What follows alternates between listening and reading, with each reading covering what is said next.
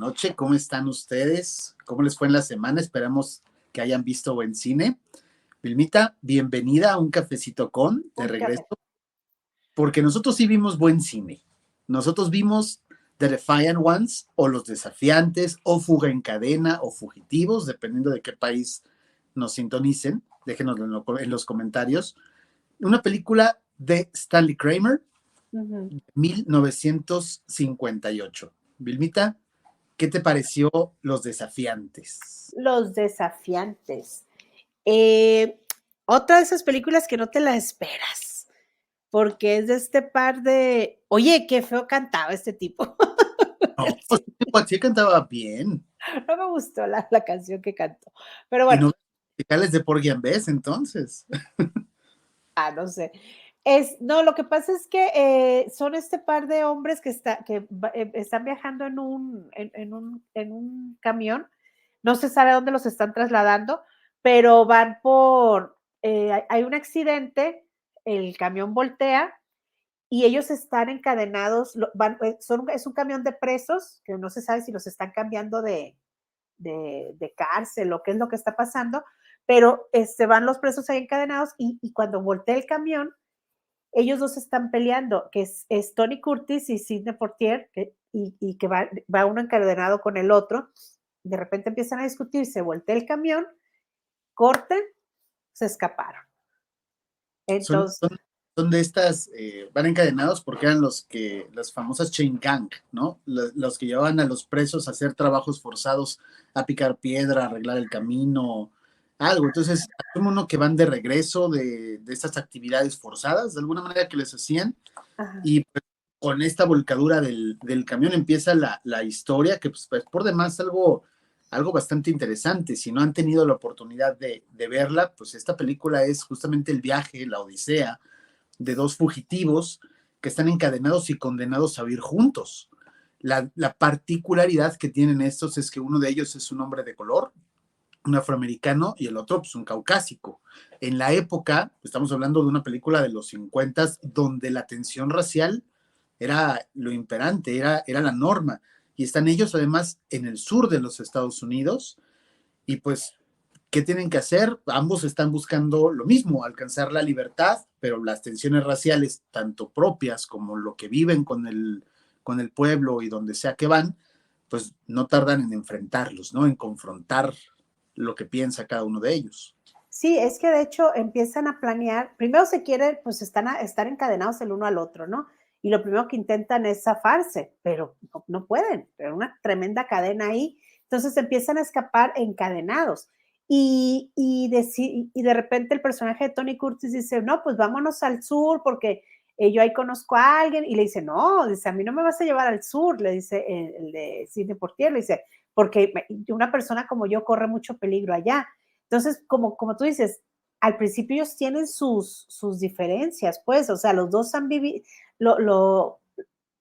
o sea, tanto el afroamericano como el otro han vivido cosas difíciles.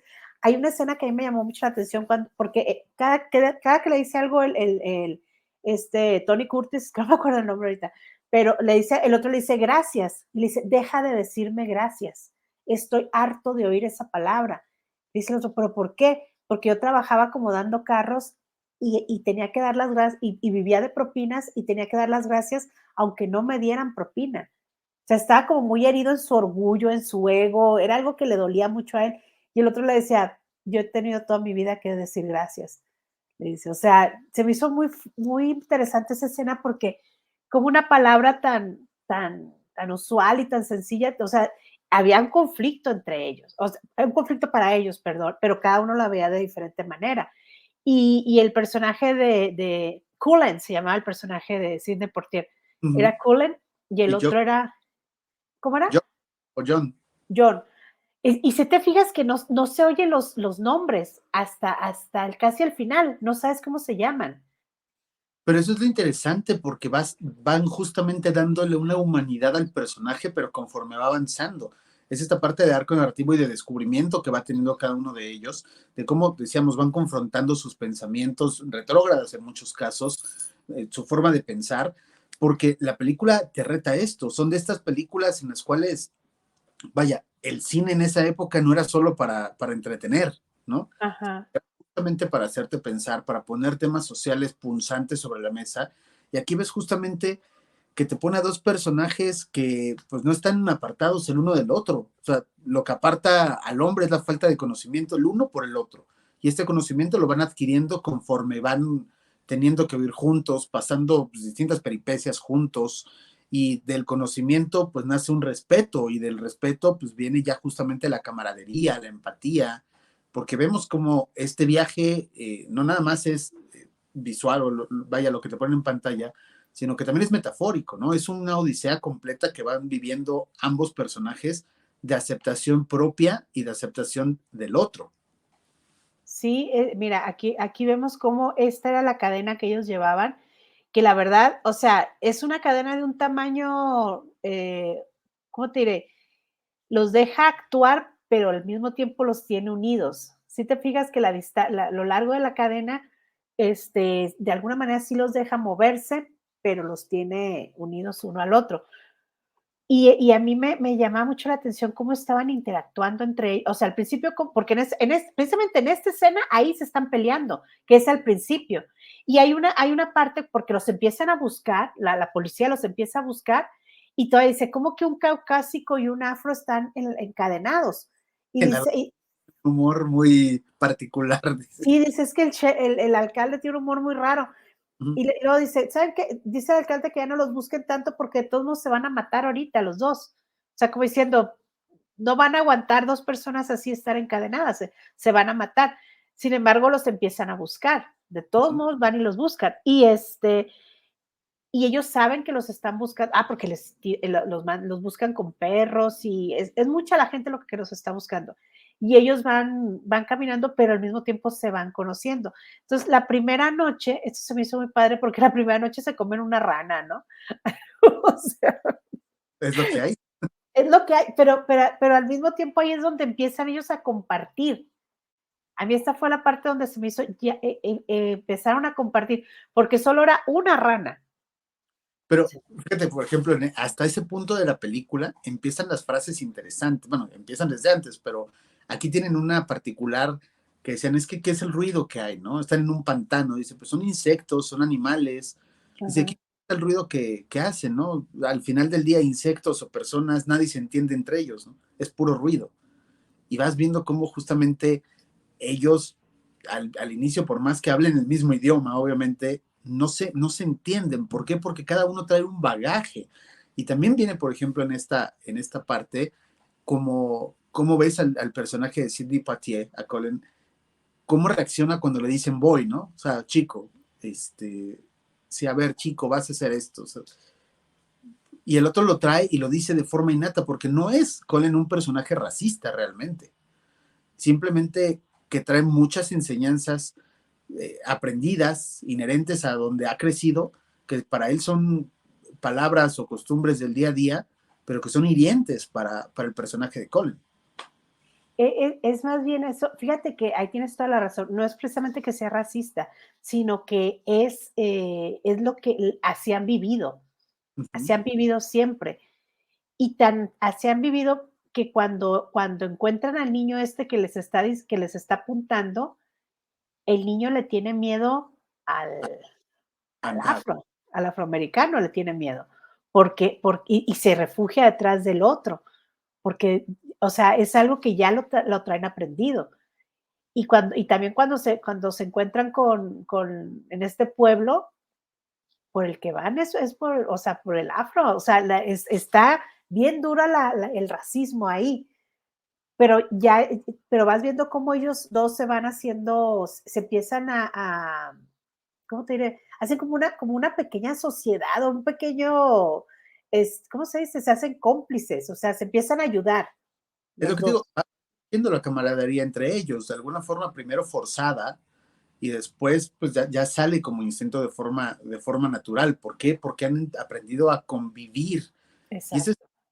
híjole, lo rico de esta película es justamente el mensaje, porque estamos hablando del cine de Stanley Kramer. Quien no conozca el nombre de Stanley Kramer se va a encontrar con que es uno de los directores quizás no podríamos decir de los mejores a nivel técnico, porque no lo es, pero sí de un gran productor y director que empujó temas sociales en sus películas durante toda su carrera.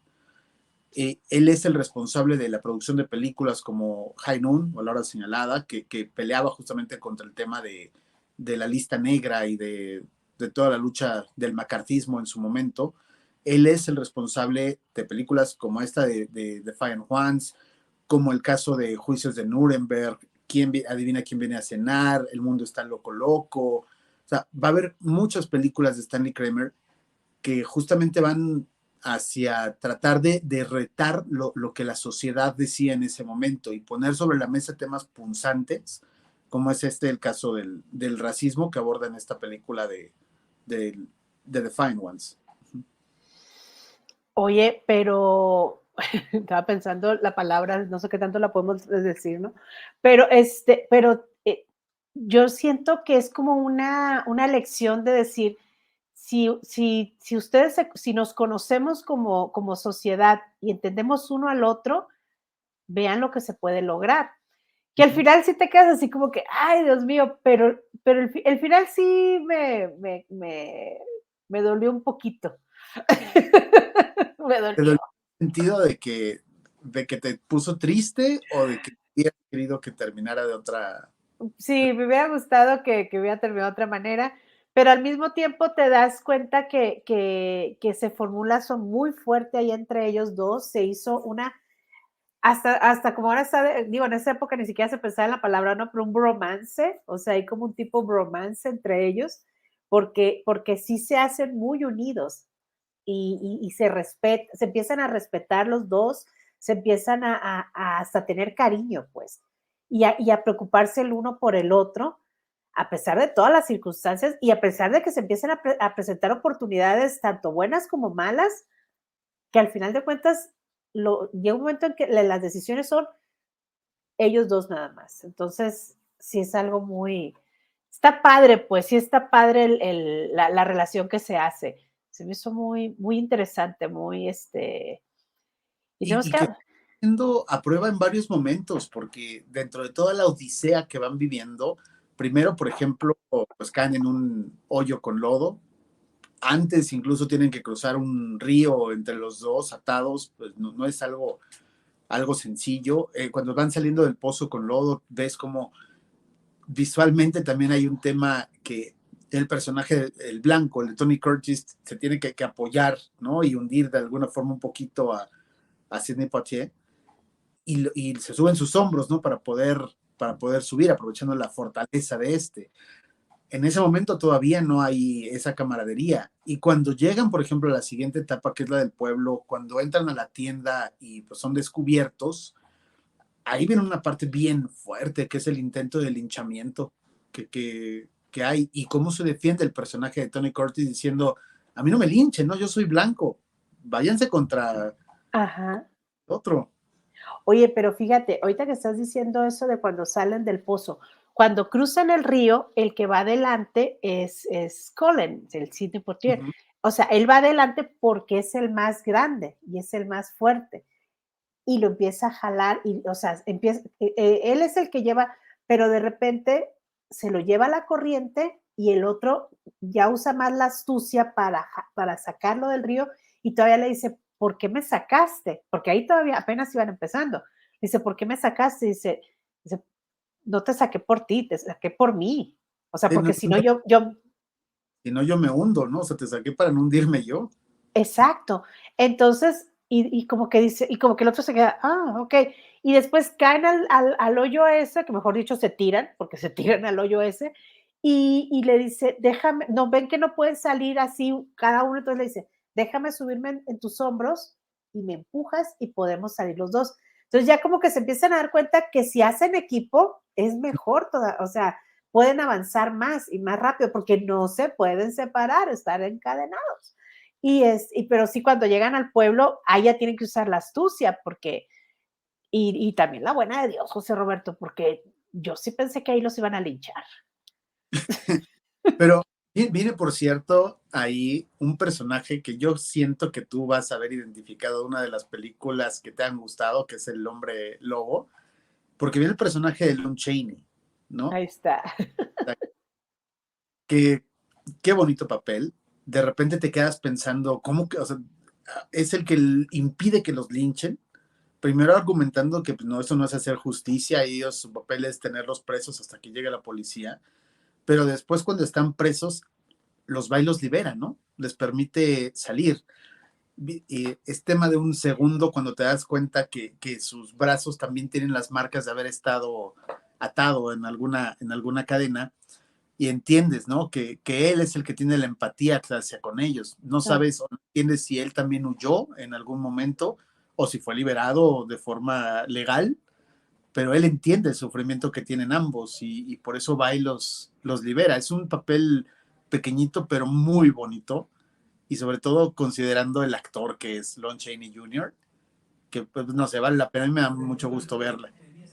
sí, hace un, ¿cómo te diré? Es un personaje que reta al pueblo, que se enfrenta al pueblo por un par de desconocidos. O sea, al final está actuando por humanidad este hombre, nada más. Digo, por humanidad y por lo que parece que él también vivió, ¿no? Entonces, pero se enfrenta al pueblo y después al día siguiente, cuando llegan los policías, me da mucha risa porque cuando iba a hacer el linchamiento, dice, mujeres y niños, váyanse, que se Ujú. retiren las mujeres y los niños, ¿no?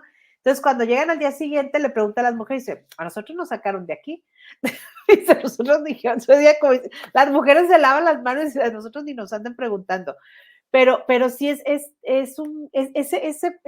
esas escenas es como, es enfrentarse, bueno, yo lo fui viendo como, no sé, metáfora, no sé si esté bien dicho, pero son estos dos personajes que se enfrentan a un pueblo y siempre va a haber alguien que tiene un poco de corazón. Luego vuelven a avanzar y es cuando se encuentran con el niño este y la mamá del niño, que ahí te quedas tú.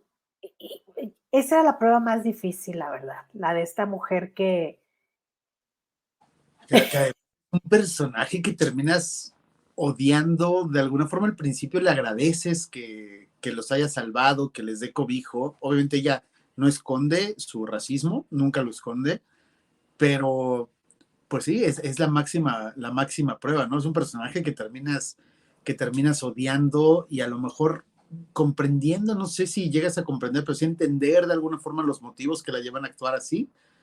Pero qué fuerte lo que hace, ¿eh? Qué fuerte las decisiones que toma, y la encrucijada en la que pone el personaje de Colin. es que para ese punto, Johnny ya era muy amigo de Colin. O sea, para ese punto ya estaban ellos muy compenetrados y muy, sin embargo, todavía estaban escapando y todavía estaban metidos en el problema, ¿no? Y todavía seguían encadenados también. Pero para ese punto ya estaban ellos muy unidos, aunque no se notaba tanto. Y de repente cuando llegan ahí y que la mujer no les, porque le dice, nada más queremos comer, porque tenían como 2 días que no comían. Dice, nada más queremos comer. Y ella le dice, ok, dice, pero le da de comer a él nada más, a Johnny, a Colin no le da de comer. Dice, dale a él también. Y la mujer se queda así como un afroamericano va a comer aquí en mi casa, ¿cómo es posible? Pero pues le da de comer, al final le da. Pero entonces ya empieza a saber que la mujer tiene otras intenciones. Entonces, ella ya empieza a actuar por las intenciones que empieza a mostrar. Y, ellos dos como que están así más o menos, y ahí es donde bueno, no sé si sea spoiler eso. ¿Es spoiler? Vamos a decirles spoiler alerta aquí, porque es, pero es algo interesante decirlo, ¿no? O sea, Spoiler. porque que sí llame la atención. Dilo. No, me refiero a que, bueno, pues ahí es cuando, vamos a dar el spoiler, porque ese se me hace gacho, porque a mí se me hizo muy padre lo que sucedió ahí, y, es cuando la mujer empieza a cambiar empieza a mostrar sus cartas, o sea, empieza a mostrar lo que ella realmente quiere, y le pone una prueba muy grande a Johnny, o sea, como diciéndole, aquí hay un camino, pero él se da cuenta de la naturaleza de la mujer. Entonces dice, no vale la pena. O sea, definitivamente no vale la pena. o sea, él se da cuenta que valía más Colin que todo lo que ella le ofrecía, porque yo le ofrecía yupi, todo lo que él quería. El sueño que tenía él. O sea, de alguna manera le Sí, estaba cumpliendo 2 o 3 sueños, literalmente.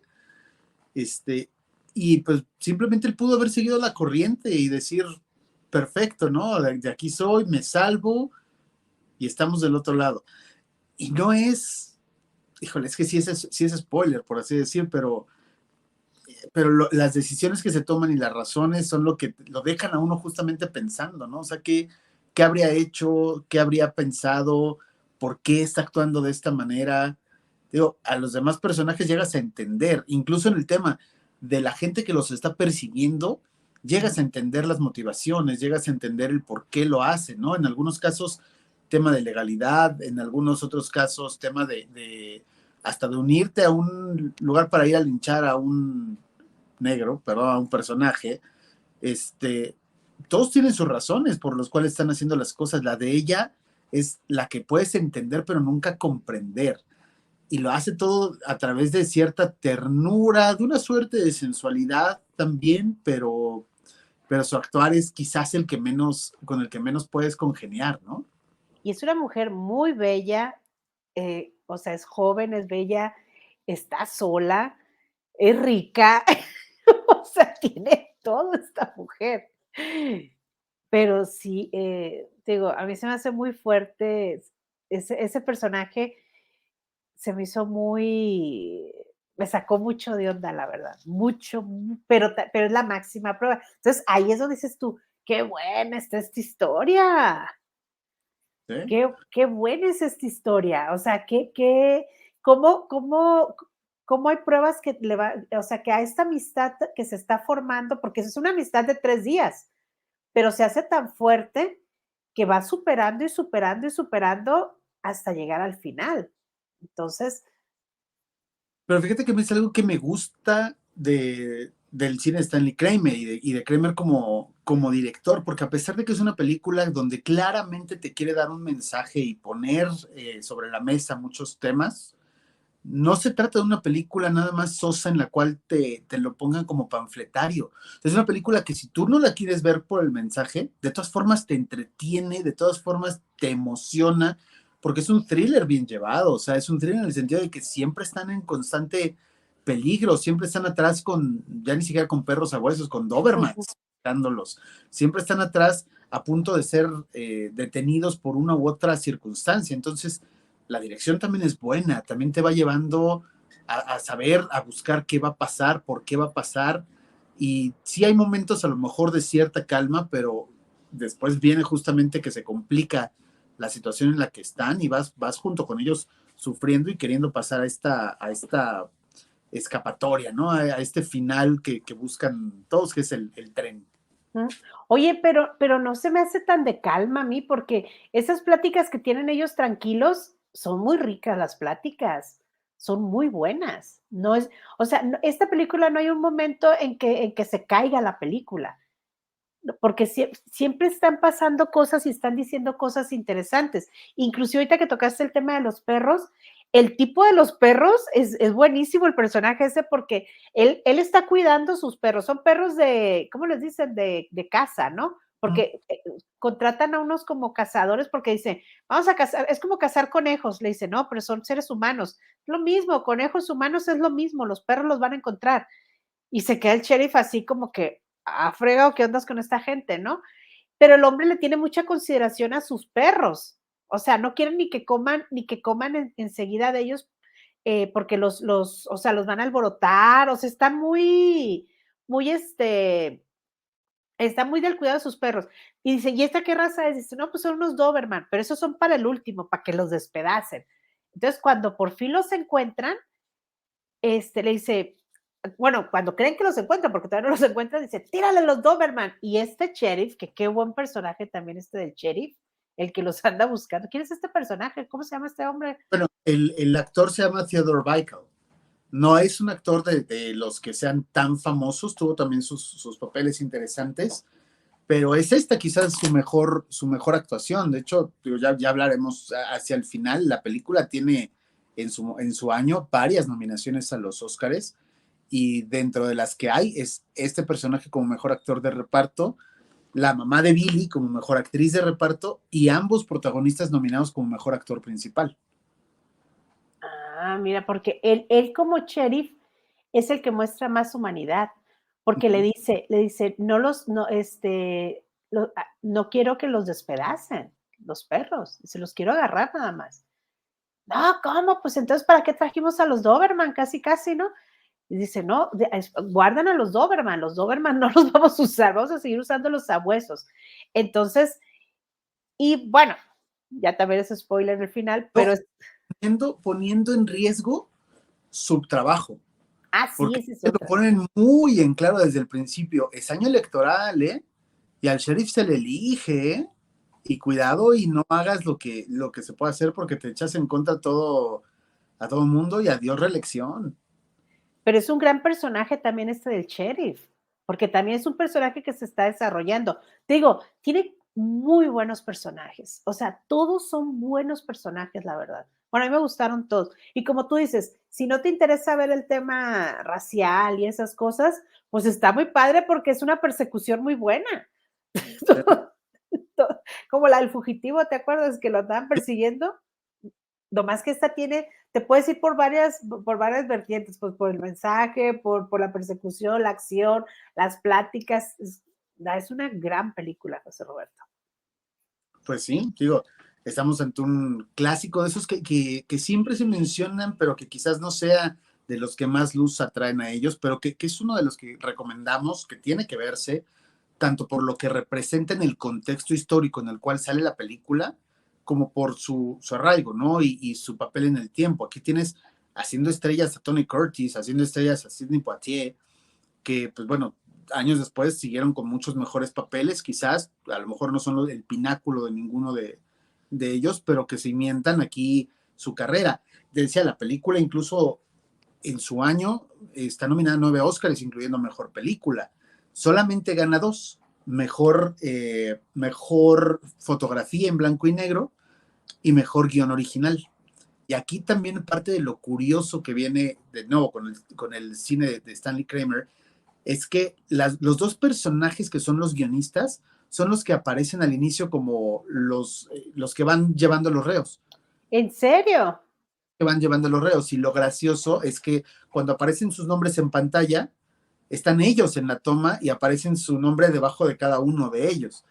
Y eso es algo bonito como cameo, pero que tiene también algo social atrás de ello, porque uno de estos personajes, justamente, que es Nedrick John, era parte de la lista negra y no podía, en teoría, aparecer en ningún título de forma oficial, porque estaba lo que se le dice blacklisted. Ajá. Y aquí Stanley Kramer dice, no, no, no, a ver, el guión es bueno, ni modo, lo vamos a hacer, o sea, lo vamos a hacer porque vale la pena. ¿Quién lo hizo? A mí no me interesa. Que, oye, pero está en la lista negra. Ah, pues con más razón lo vamos a poner hasta en pantalla y que aparezca su nombre. Nada de que listas negras. ¡Wow! Mis respetos. Qué buena historia. En su época con High Noon, por ejemplo, retó abiertamente al tema de McCarthy. En su época, hablamos mucho, por ejemplo, de Kirk Douglas como de los que sacan adelante. Él hizo la carrera de Kirk Douglas porque le dio su primer papel fuerte en la película de Champion, que es producida por Stanley Kramer. Y lo mismo podemos decir de los temas que va tratando. Ya mencionamos algunas de las películas que hizo, pero también, por ejemplo, este mismo par de guionistas vuelve a trabajar con Stanley Kramer en la película de Heredarás el Viento, que es otro peliculón de los que vale la pena ver y que reta los estándares ahora religiosos de los estadounidenses. Tienen más películas Stanley Kramer como On the Beach, que también habla sobre el tema de las guerras nucleares y de cómo estamos como individuos chocando unos con otros. O sea, de nuevo, es de los grandes cineastas que sin ser el más técnico, sí apostó por poner temas sociales sobre la mesa y hablar de ellos de manera frontal. Porque ahorita es muy fácil decir en los 50 fuga en cadenas, perdón, pero en esa época ni siquiera se permitía que un afroamericano fuera protagonista. También No, eso te iba a preguntar. no era tan fácil. Sí había otras películas, pero eran películas menores y que pasaban desapercibidas porque no tenían el impulso. Vaya, había cines en Estados Unidos que se negaban a poner una película con afroamericanos o que cortaban cada que salía alguno. ¿Cómo cortas esta película? Pues te quedas con 2 minutos de rodaje. O sea, la tienen que ver, la tienen que poner. Y decirlo en una época en la cual cualquier persona, cualquier articulista que tratara de acabarte, te podía acabar. Pero había una frase por ahí que siempre tuvo Stanley Kramer que decía, o lo hago, o sea, yo sé que es riesgoso, pero o lo hago o no voy a poder vivir conmigo mismo. Híjole.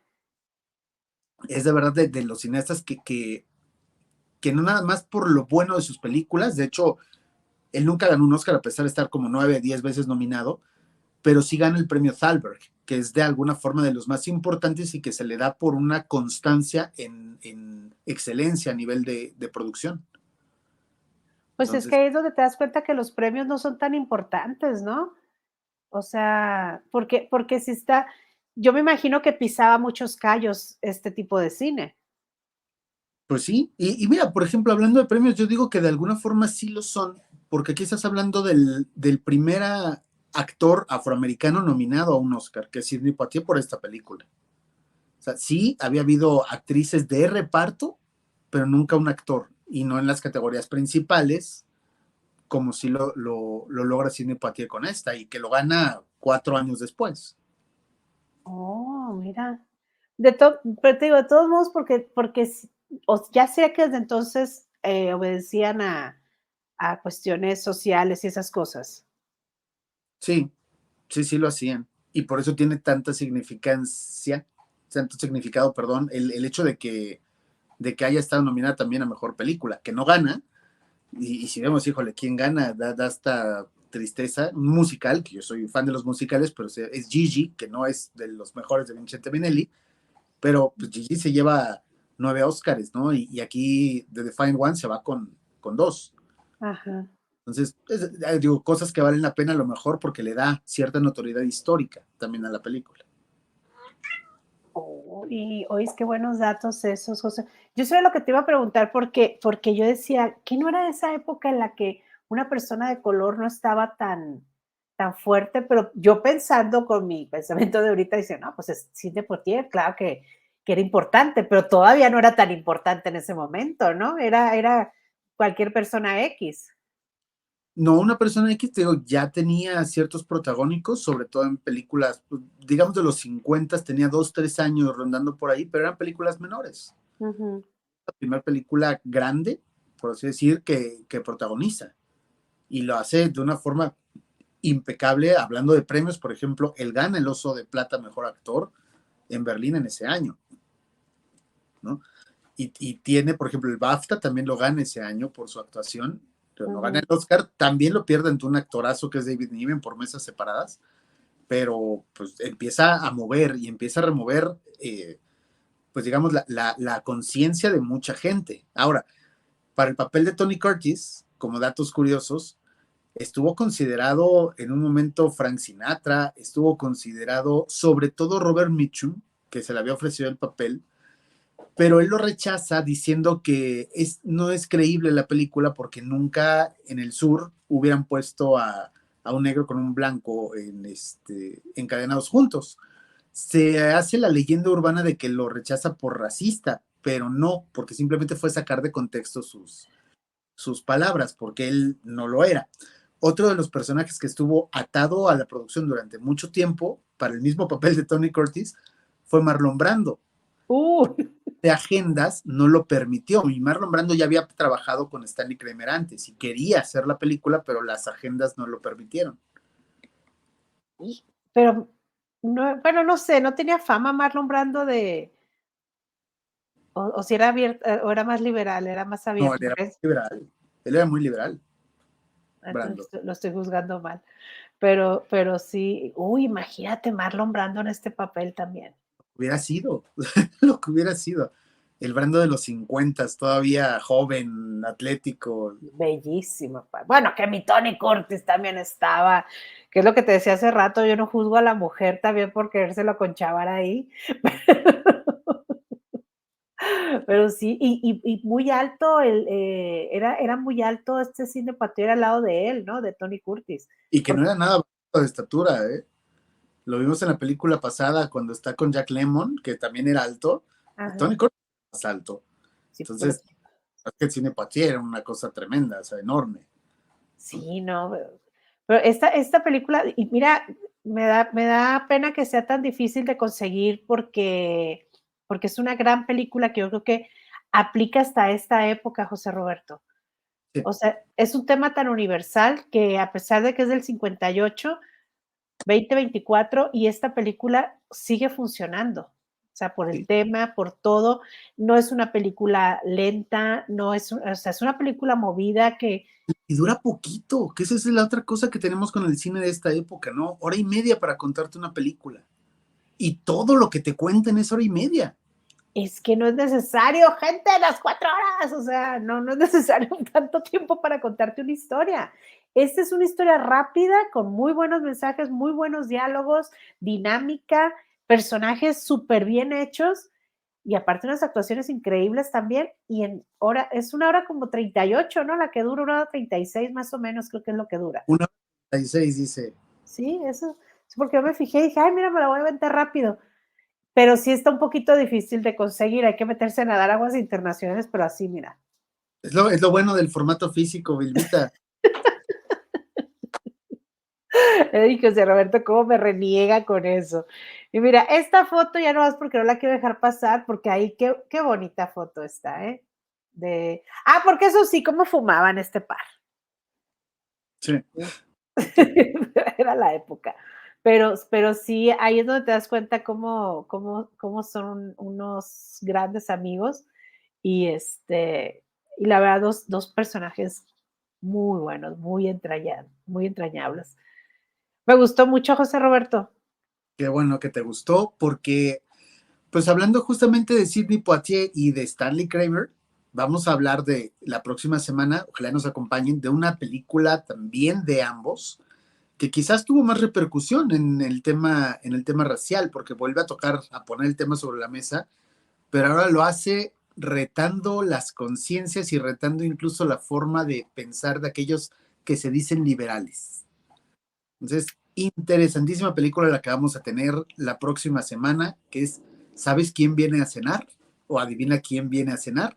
Uy, 1967 de nuevamente Stanley Kramer con Sidney Poitier, con Katharine Hepburn, con Spencer Tracy. O sea, imagínate ese reparto de primer nivel.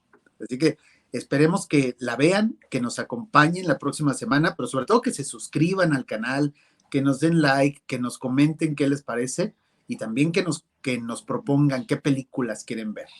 sí, porque estamos bueno, nos piden que les hagamos, que hablemos de ciertas películas, ya hablamos de una, ya tenemos otras pendientes ahí, las vamos a ir hilando y creo que 2 semanas más o menos vamos a hablar de una recomendación que nos hicieron, pero sí nos gusta que nos dejen sus recomendaciones para así nosotros saber qué es lo que quieren ver o qué quieren que comentemos, la verdad, porque sí está padre eso de que la gente eh, más bien como yo, que vayamos al cine clásico y que descubramos el cine clásico es padrísimo, porque ahí es donde te das cuenta y ahí es donde aprendes y entiendes el cine de ahora. Y es cuando nos dicen, ay, ustedes, ¿por qué no les gusta nada? Porque había unas joyas antes que, o sea, es una joya, perdón, pero eso es una joya. Es una joya del pasado que queremos rescatar, traerla al 2024 y vean el cine que se hacía en 1958. Entonces, para mí ahorita se ha vuelto muy importante este tema, la verdad. Entonces, de eso se trata el cafecito, de recomendar cine clásico y que las nuevas generaciones lo descubran. Y las que como yo, que ya somos viejas generaciones, pero pues que vayamos a conocer ese cine por andar perdidos en los 80. Que descubramos o redescubramos este cine que no era mero entretenimiento, o sea, vaya, cumplía la función de entretener, pero que también te contaba algo, ¿no? Y ya sea de una buena historia, a través de una forma visual muy importante, o a través de temas, pues, que siguen teniendo relevancia, como es este caso. Imagínate ver eso en el cine, qué padre. pero bueno, nos tocó verlo en la tele. Bueno, entonces la próxima semana vamos a hablar de adivina quién viene a cenar. Pues esperemos que nos acompañen y por hoy también les damos las gracias por habernos acompañado. Sale pues, nos vemos la próxima semana. Bye, José Roberto, y vaya a todos. Bye, salud con el cafecito.